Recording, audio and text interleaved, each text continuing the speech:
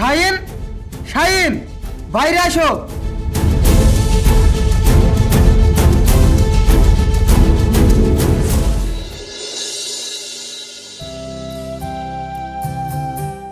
আপনাদের আসতে কোনো অসুবিধা হয়নি তো? না না, কোনো অসুবিধা হয়নি তো। কই গো, নীলাকে নিয়ে এসো।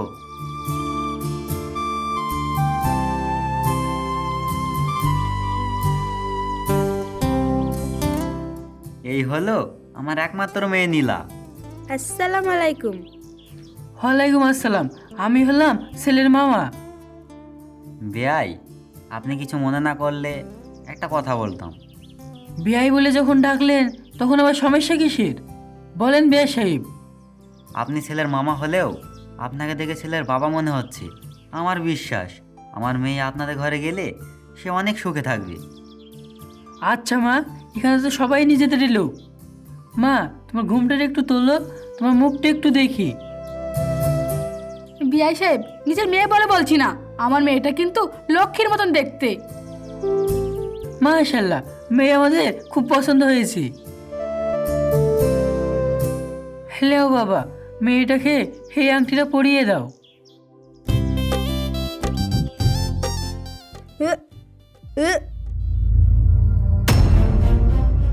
নীলা, এ নীলা, কি হয়েছে তোর? হায় আল্লাহ, আমার মেয়েটার কি হলো?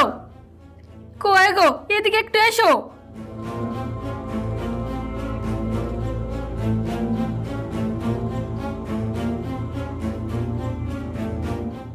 আমি একজন ডাক্তার, আমি ওকে চেক করছি।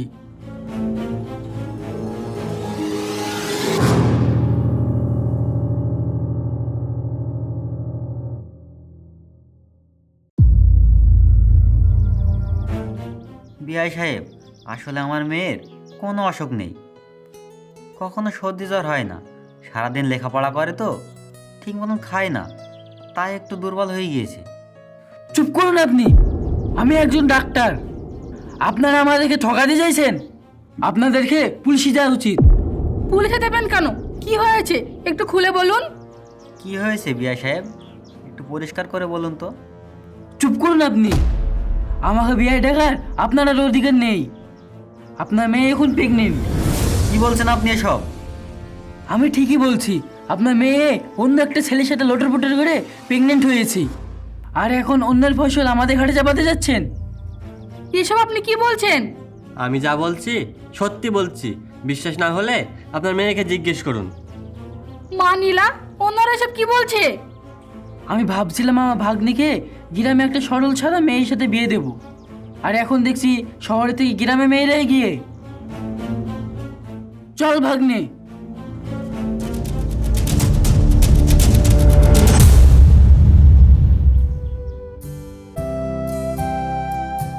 আরে বাস, দেখ দেখ, মেয়েকে দিয়ে দেহ ব্যবসা করে বাজার করে নিয়ে বাড়ি যাচ্ছে। কি বলছিস? সব কি মেয়ের কামানো টাকায়? এই কথা আমার ভাবতেই লজ্জা লাগছে। আগে এই মানুষটাকে ভালো মানুষ মনে করতাম, টাকার জন্য এত নিচে নামতে পারে আমরা ভাবতেই পারিনি।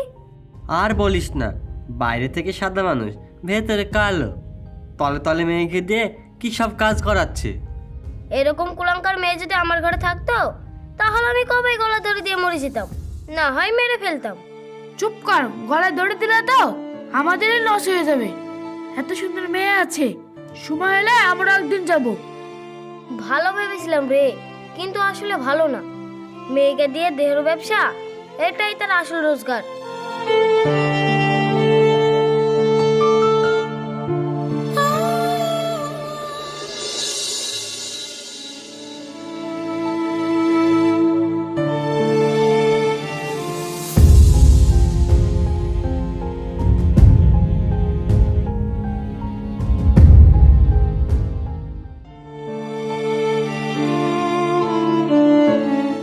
আরে আরে, কি করছে সব? নামো নামো। কি করছি দেখতে পাচ্ছিস না? আজ এই কলঙ্ককে শেষ করব। আব্বা। চুপ, একদম চুপ। তুই আর আমাকে আব্বা বলে ডাকবি না। আমি আর তোর মুখে আবার একটা শুনতে চাই না। তোকে জন্ম দিয়ে যে পাপ করেছি সেই পাপের প্রায়শ্চিত্ত আজ করতে যাচ্ছি। তুমি ধৈর্য ধরো, তুমি ধৈর্য ধরো। ধৈর্য? ধৈর্য ধরার আগে তুই ওকে গলা টিপে মেরে ফেলতে পারিসনি কেন? আব্বা আমাকে মেরে ফেলো, আব্বা আমাকে মেরে ফেলো।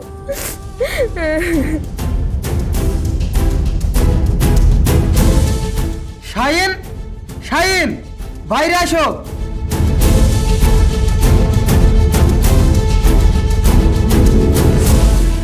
এর একটা বিচার করতে হবে।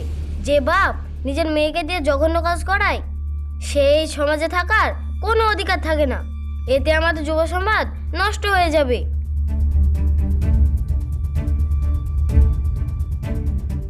সি সি সি সি, শাহিন চাচা, এসব আমি কি শুনছি? তোমার মেয়ে নাকি বিয়ে ছাড়াই গর্ভবতী? তুমি তোমার নিজের মেয়েকে দিয়ে এরকম জঘন্য কাজ করে গ্রামের যুব সমাজকে নষ্ট করছো। মেম্বার সাহেব, এর বিচার চাই। কি বলেন আপনারা? হ্যাঁ, আর বিচার চাই। থামুন সবাই, এই ধরনের ঘটনা এই গ্রামে প্রথম। এর এমন শাস্তি দিতে হবে যাতে ভবিষ্যতে কোনো মেয়ে এরকম কাজ করার সাহস না পায়। বলুন, এর কি শাস্তি দেওয়া উচিত? আর কি, এদেরকে পাথর মেরে ফেলা উচিত। শান্ত হন আপনারা।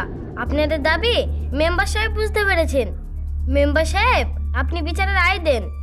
শাহিন চাচা, এমন ভাব পৃথিবীতে আর কোথাও আছে কি আমি জানি না। তোমার জন্য আমি দুটো শাস্তি ঠিক করেছি। এক, তুমি আর তোমার পরিবার এই গ্রাম ছেড়ে চলে যাবে। দুই, না হলে গ্রামবাসী যা বলছে তাই হবে। বলেন কোনটা নেবেন? মেম্বার সাহেব, আপনি আমাদের ক্ষমা করে দিন। আমরা এই বাড়ি ছেড়ে কোথায় যাব? আপনি বুঝতে পারছেন না কেন? আমি হচ্ছে এই গ্রামের মেম্বার, আমাকে সমাজ নিয়ে চলতে হয়। এখন একটাই রাস্তা, বাঁচতে হলে আপনাকে এই গ্রাম ছাড়তে হবে।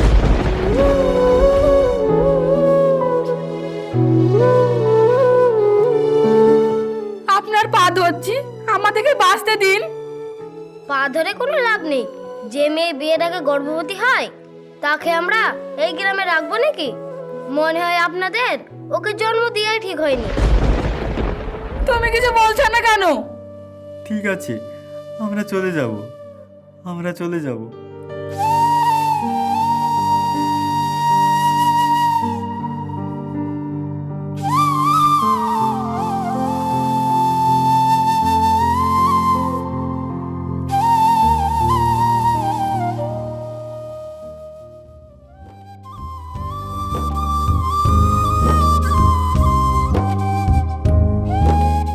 দাঁড়ান চাচা, তুমি? আপনারা কোথাও যাবেন না। তুমি কে বাবা? আমি শহীদুল, আপনারা এখান থেকে কোথাও যাবেন না। বাবা, তুমি আমাদেরকে যেতে ভালো দিচ্ছ কেন? কারণ আমি নীলাকে অনেক ভালোবাসি। কি বলছো তুমি? তুমি কি জানো তুমি কি বলছো? হ্যাঁ, আমি সব জেনে শুনেই বলছি। আর যদি নীলার গর্ভে সন্তান থেকেও থাকি, তাও আমাকে বিয়ে করব। আমি তো আর কিছুই বুঝতে পারছি না, একটু খুলে বলবে বাবা? তাহলে শোনেন।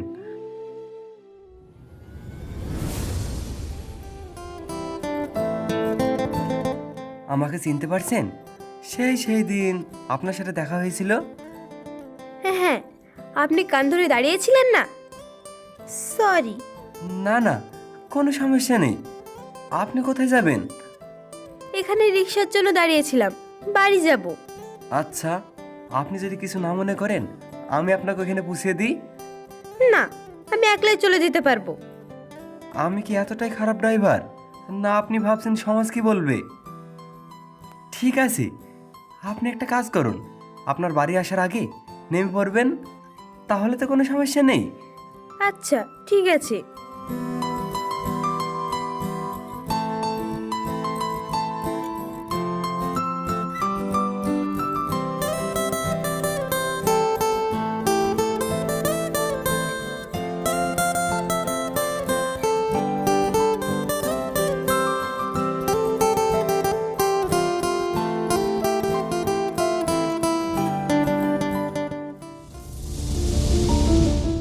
আশিক, মালটা কেমন দেখছিস রে? শাহিন চাচার মেয়ে। কেন সাহেব? ও, ফুলের মধু খাবেন নাকি? এত সুন্দর ফুল, একটু মধু না খেলে কিরকম হয়?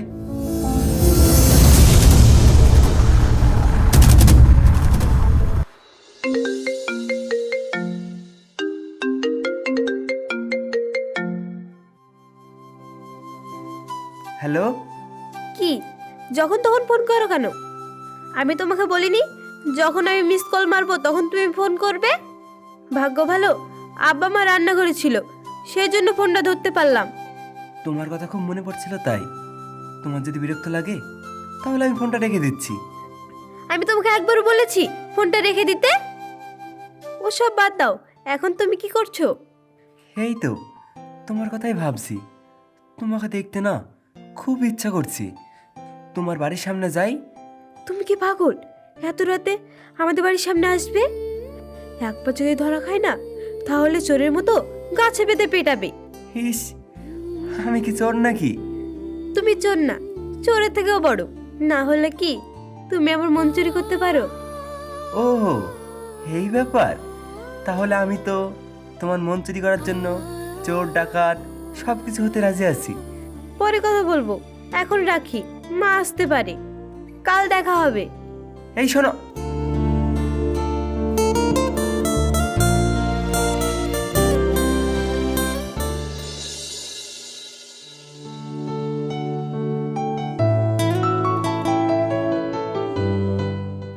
এই, তুমি শাহিন চাচার মেয়ে না? জি। এখানে দাঁড়িয়ে আছো কেন? কোথাও যাবে নাকি? বাড়ি যাব, তাই রিক্সার জন্য অপেক্ষা করছি। এই নাম নাম, তুমি আসো, তোমাকে বাড়িতে পৌঁছে দেবো। না না, আপনি যান, আমি রিক্সা পেলে চলে যাব। আরে কোনো সমস্যা নেই, আমি তোমাদের ওদিকে যাচ্ছিলাম।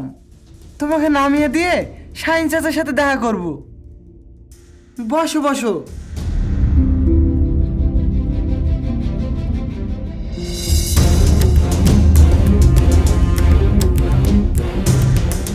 মেম্বার সাহেব একটা সত্যিই জিনিস। এই বয়সে যে একটা খেলা দেখালো না।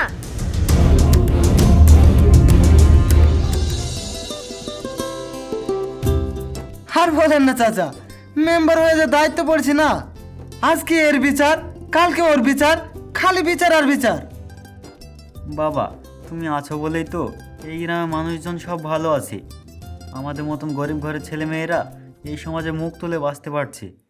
তুমি আমাদের মতন গরিব মানুষের জন্য অনেক ভালো কাজ করেছো। তুমি অনেক দূরে গিয়ে যাও বাবা।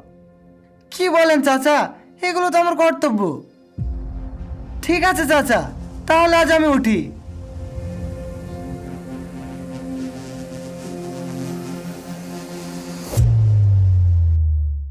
মেম্বার সাহেব বলল আর অমনি তুমি তার সাথে চলে গেলে? আমি কি ওর সাথে ইচ্ছা করে গিয়েছি? হ্যাঁ, তুমি ইচ্ছা করে চলে গেছো। মেয়ে মানুষকে ভালো করে চিনা আছে।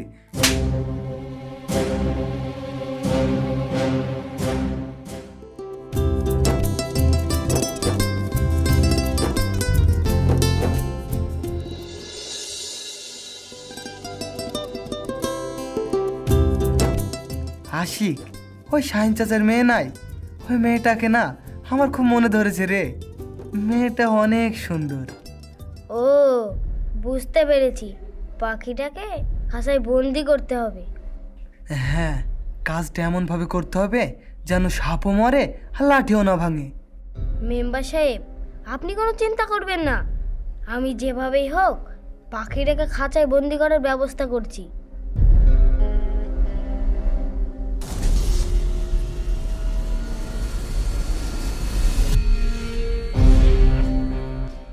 তুমি কেন বুঝতে পারছো না?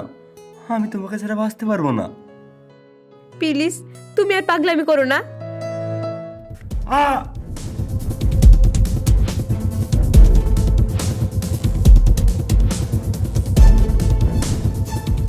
কিরে, সব ঠিকঠাক তো? হ্যাঁ মেম্বার সাহেব, সব ঠিকঠাক। সাবাস বাঘের বাচ্চা। পুরুষ মানুষকে বেঁচে থাকতে হলে বাঘের মতো বেঁচে থাকতে হবে। এদুরের মতো বেঁচে থেকে কোনো লাভ নেই। সাহেব, আপনার পাখি এখন খাঁচায় বন্দি। যান, ভিতরে যান।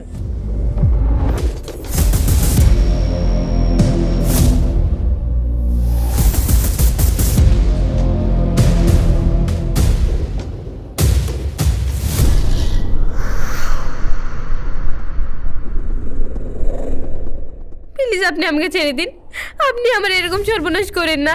প্লিজ আপনি আমাকে ছেড়ে দিন। আরে সুন্দরী, ছেড়ে দেওয়ার জন্য তো তোমাকে তুলে আনিনি।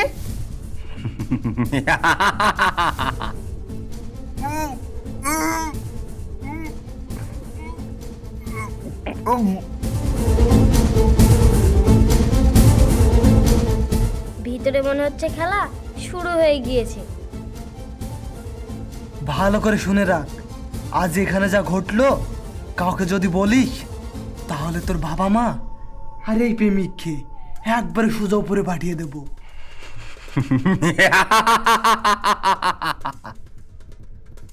না না, আমি কাউকে কিছু বলবো না।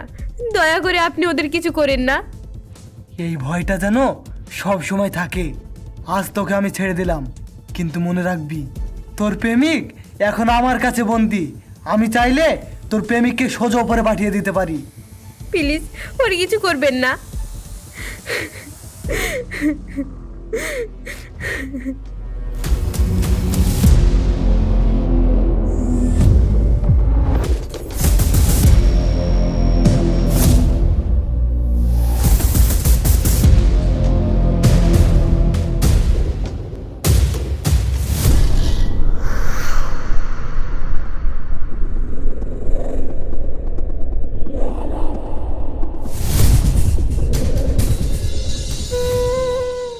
এটাই হলো ঘটনা। আমি পালিয়ে আসার সময় ওদের সবাইকে পুলিশের হাতে তুলে দিয়ে এসেছি। ওরা আপনাদের আর কোনো ক্ষতি করতে পারবে না। চাচি, এখন আপনি যা ভালো মনে করেন। না রে বাবা, এখানে তোমার বা আমার মেয়ের কোনো দোষ নেই। যাকে এত ভালো ভেবেছিলাম সেই কালসাপ হয়ে ঢুকলো। সে তো মানুষ রূপে একটা শয়তান। চাচা, আপনারা অমত করেন না। আমি নীলাকে অনেক ভালোবাসি। আমি ওকে বিয়ে করতে চাই। বাবা, তুমি আমাদের এত বড় উপকার করলে, তোমার কাছে তো আমার ঋণী হয়ে গেলাম। এসব আপনি কি বলছেন চাচা? আমি তো আপনার ছেলের মতন। হ্যাঁ, তুমি তো আমাদেরই সন্তান। তুমি তোমার বাবা মাকে আমাদের বাড়ি আসতে বলো। আসলে আমার বাবা নেই, আমার মা আছে। আপনারা যদি অনুমতি দেন তাহলে আমি আমার মাকে কালকে নিয়ে আসবো। না না, তার আর কোনো দরকার নেই। আমরা নিজেরাই যাব। যে মা এরকম একটা ছেলে জন্ম দিয়েছে তার কাছে আমরাই যাব।